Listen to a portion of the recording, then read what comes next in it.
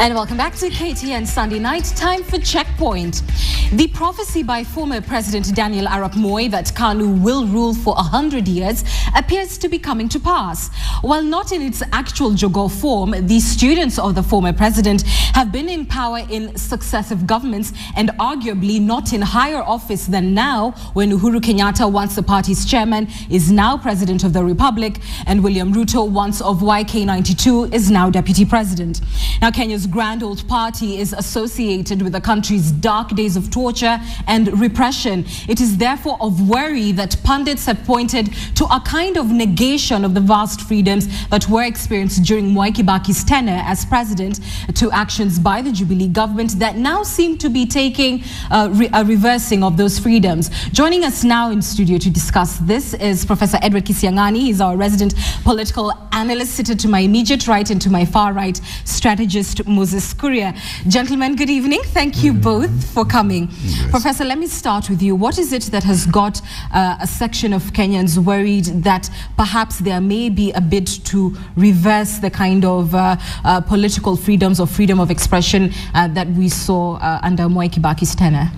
I think when you look at what has happened in the last 4 months, especially after now the 5th month is here, after the election, you realize, you begin to think that the government is losing energy with regard to the implementation of the constitution. And even when it talks about things like devolution, you see that there is too much talk, too much air, but very little action. And then, of course, there are certain laws which seem to be exciting this government. They want to revise the laws on police reforms, and you get the impression that they want to take away what we really cherish in the constitution. There is very little talk about corruption. And one of the biggest hallmarks of the KANU administration was psychophancy. This psychophancy is coming back, and when you look at some of the leading lights within Jubilee, you see a lot of psychophancy, and people just trying to go back to where we were with Akike or Kikamayo and so on. So and then as we do that, the economy is not doing very well, and that was another pillar of the KANU administration.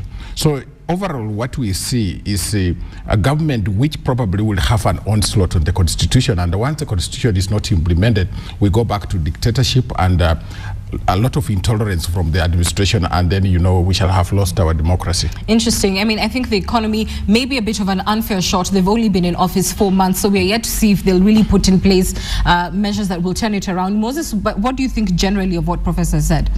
I think there has been a lot of generalizations about the issues of performance, because even if somebody wanted to turn back the gains of democracy, they cannot. They simply cannot, because we are in a constitution that has been described as one of the most progressive constitutions in Africa. Mm-hmm. The Bill of Rights is one of the best in the world. So it is a question of whereby the constitution is only good when it is not affecting people. So we must all agree to live under the rule of law. Once we do that, we are going to realize that we are speaking the same language. As regards something like devolution, I think it is much ado about nothing, because even countries which are in a devolved or a federal state have actually warned Kenya that we need to be very careful and be very gradual, be very systematic about how we implement devolution. It is, I mean, the fact that we want to implement devolution is not a ticket to anarchy. I want to, let me point on devolution, because you've gone there, and bring in the character of Isaac Ruto and his tribulations, I think the chair of that governors forum. And the word that has been going around is silencing, the phrase rather, is silencing dissent. And the fact that he has taken a very strong stance against his coalition leaders and accused them of not being willing to implement devolution. You've seen the woes that have followed him. An orchestrated meeting of 40 MPs called to denounce him, rallies being organized to denounce him, threats to expel him from the party. And some would go as far as saying that what William Ruto had accused Raila Odinga of doing in ODM in terms of removing party democracy is the same thing that they're perpetuating now in the question of Isaac Ruto. I think there was generally lack of communication between Isaac Ruto and between the governors on the one side and the national government on the other. And I think when these parties sat down last Monday they discovered that there is no much gap between what they are saying. And this is a spirit that we want in this country, that people have to sit down and dialogue. There's nothing wrong with having divergent opinion about something, but when people do sit down, they will realize that actually the gap between them is not as much as they thought. Obviously, when there is sort of an antagonistic environment, all sorts of characters will take advantage of that schism and try to create problems. But you can see, when people sit down to talk, they do realize that all these issues are actually fixable. You can see how Moses argues. He's a public relations officer for probably Jubilee. And are you, Moses? I think. Are you a public relations officer for Jubilee? He has been celebrating the whole week because Mugabe won the elections. No, and you see now I'm asking him. Just hold on. You've made an accusation. Yes. So let's clarify that. Are you holding brief? No, I'm not holding brief for anyone. He's saying there is a misunderstanding. What sort of misunderstanding is there about devolution? First of all, you should know that the people of Rift Valley, where Isaac Ruto comes from, for them, devolution is at the core of their thinking. And any administration that does not support devolution, because they think that, in fact, one of the reasons why they suffered under KANU is that there was centralization of power, and their resources went to forces they don't want to mention in public. So right now, they think devolution is the only savior. So when Isaac Ruto speaks, he speaks the mind of the common person within Rift Valley. And that's why he's directing to Ruto is, what is your deal with Uhuru Kenyatta? Did you guys form power to destroy devolution? So don't say there was a minor misunderstanding. It's a big misunderstanding, which one day will come out if it's not sorted out. So you had better tell them to sort out this thing. It's a serious matter. And first of all, I take exception to Professor Kisiangani, learned as he is, thinking that I can only have a viewpoint if I'm representing a certain group. No. I think we need national discourse in this country, and it has to start from me and Kisiangani here, respecting each other's viewpoint. So what is the misunderstanding? Second point is, Isaac Ruto is the chairman of the Council of Governors. That's an elective position where they vote, governors vote to have a chairman. And the chairman of the Council of Governors is a constitutional position. The Constitution of Kenya says you have a chairman. Does it mean that if when Isaac Ruto speaks, he's speaking for Rift Valley? That's very myopic.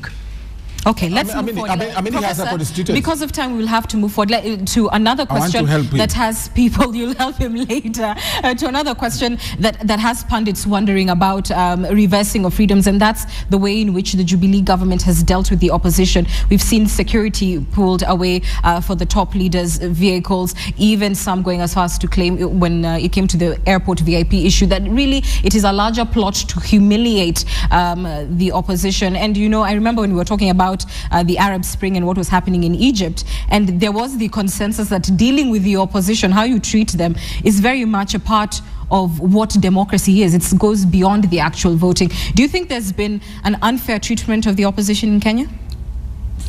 First of all, I don't want you to talk about the opposition. I have held this view.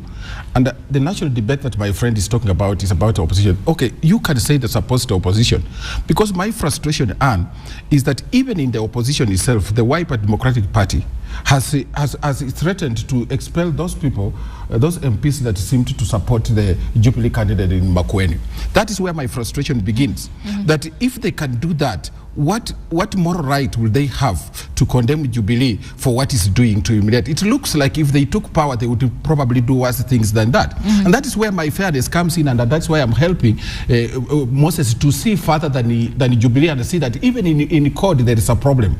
But overall, what we're saying is that there seems... But overall, has CORD been treated properly, regardless of whether or not they have dealt with their mandate as you would have hoped? As a political party, maybe we can't talk about that. But as individual leadership in CORD, I think they have mishandled the security of the former vice president.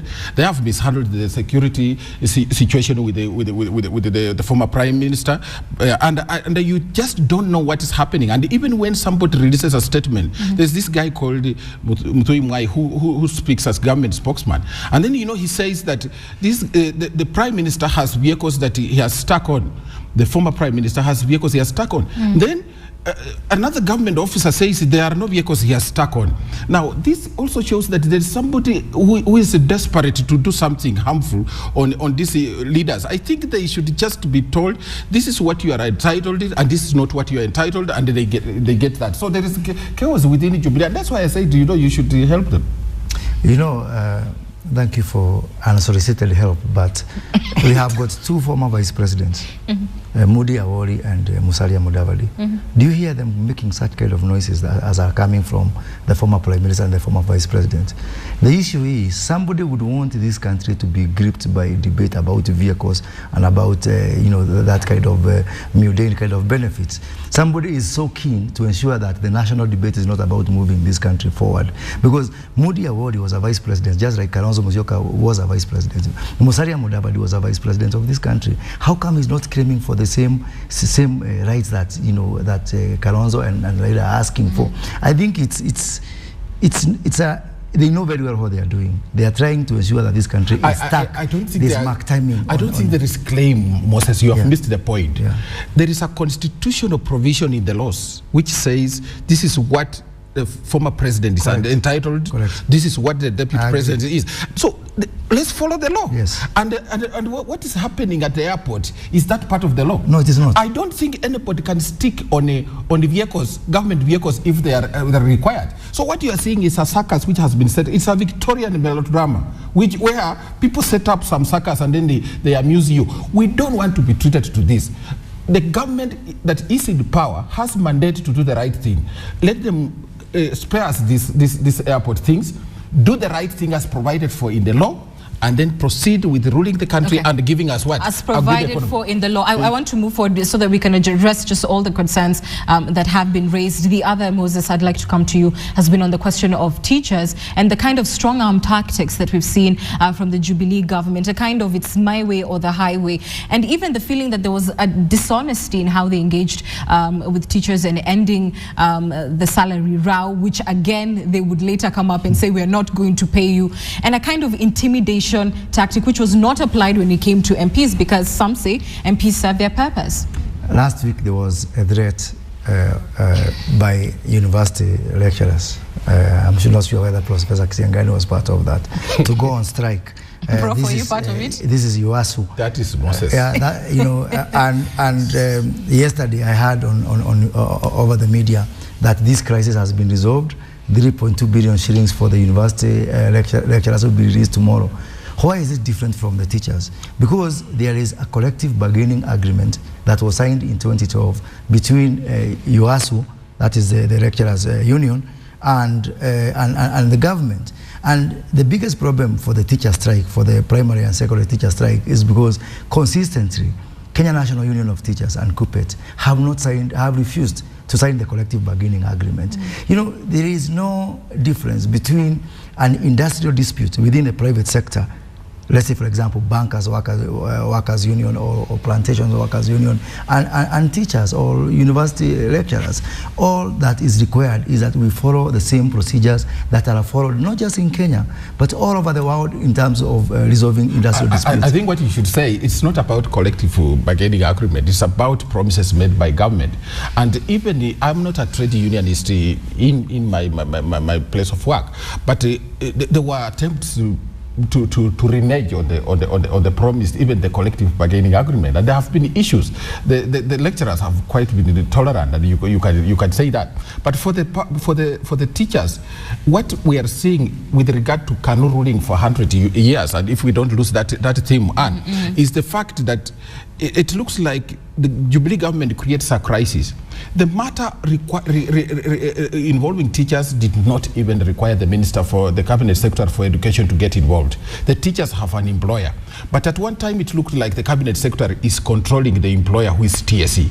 And then he fails, he keeps threatening that he's going to withhold salaries, then the matter suddenly ends up with the president. I don't think the president of this republic should be kept busy handling things that have already a procedure to handle that. So this is the president. If the president knew it, why would he not tell his cabinet secretary, go and say, we are going to pay you your salary? It looks like a crisis created, and then people come out strong and others bruised. I don't think that is the right way to go. Okay, we have just about a minute to go, and I'll ask my director to indulge me as much as is possible because we must wind up. I'm seeing some of the comments on Twitter, and people are also asking that you comment on the fact that it appears that President Kenyatta has paid quite a number of courtesy calls on former President Daniel Arap Moi, and there's been the widespread talk of, what is the nature of their consultation. Some going as far as to say, hey, who really is in charge and who really is pulling out the strategies? Moses, if you could touch on that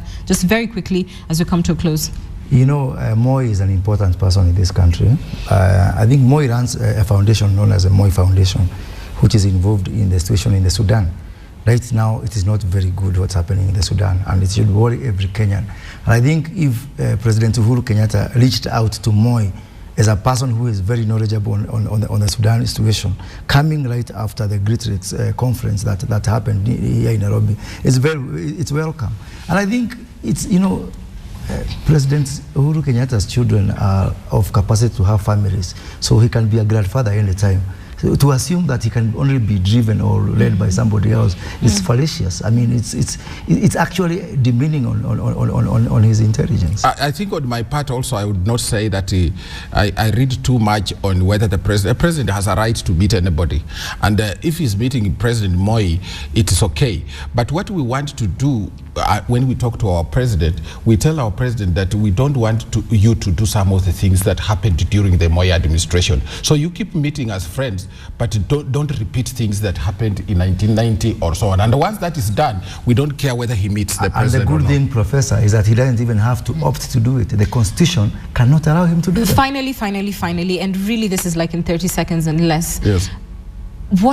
Because you seem to think that perhaps there has been some actions by the government that are not necessarily sending out the right signal, if you like. Yeah. What does Jubilee need to do to reassure Kenyans that we're not here to negate freedoms, to stamp on them, or to intimidate, etc.? What kind of environment would you like them to see promote? I want the president to come out and say, our only uniting document is the Constitution. And he leads the nation to implement the Constitution and says there is no option B. It is just one. Implement this Constitution the way it was meant to be implemented, and other things will fall in place. Moses. I think the task of uniting this country is still a monumental task. We need to do everything possible. I do agree with Professor about the need to implement the Constitution, but going further than the Constitution, we need to bring this country together and to heal the divisions that came from the last election. Having said that, it is also the duty of the opposition to help in bringing this country together.